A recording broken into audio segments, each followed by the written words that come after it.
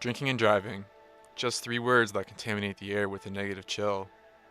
And the moment this controversial topic arises, people immediately begin to recall just how dangerous it can be. At least most people. The degree of severity of drinking and driving is so extreme, yet many do not listen to the horror stories that are connected to it. Many questions arise when the issue of drinking and driving is mentioned. Is the law strong enough against offenders? Is enough being done to stop unnecessary deaths and injuries? Are people ready to start listening to the dangers this brings upon society? It is a grim subject, quite possibly one that is spinning out of control.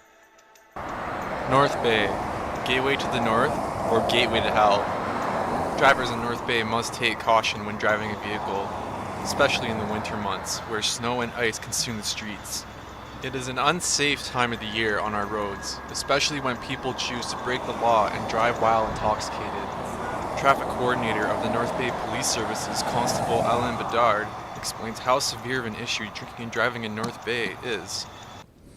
I would like to say that over the years the numbers have diminished, but we are still seeing quite a number of impaired drivers on our roadways. There is a process, it's a quite lengthy process. When an officer, while on general patrol, for example, observes a possible impaired driver, that officer immediately starts developing his grounds for that offense. The officer will then conduct a road stop where the vehicle is stopped by police. The driver is approached.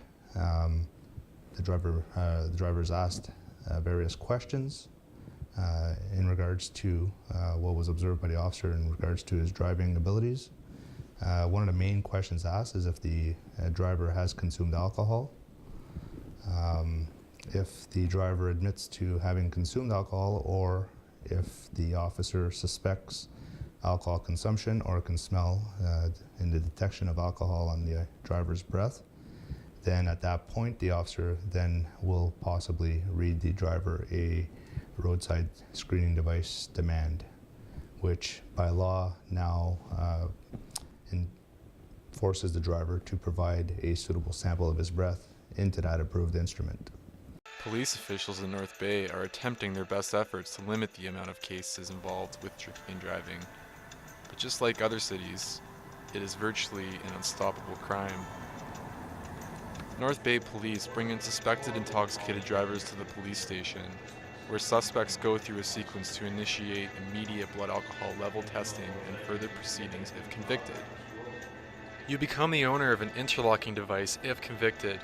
There's a large cost associated that's basically the driver's responsibility to pay for, and it's imposed by the court, so that monetary value is quite excessive to have the device put into your vehicle.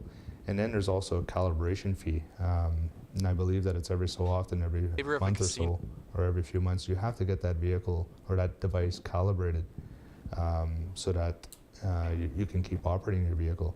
The nearest service to North Bay would be Sudbury to get those devices calibrated. Drunks are brought into the police station where a stack of paperwork requiring your signatures, releasing information to the police station is needed before taking breath samples. The entire proceeding is recorded on film for future prosecution purposes.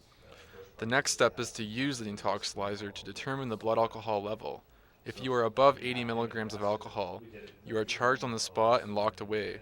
If your BAL is lower than 80 milligrams, but close to the legal limit, you can still get a fine. This is where drunk drivers should and do end up. The gamble of your life and the others that are endangered by inappropriate actions serves no good to the community. Stay sober, North Bay.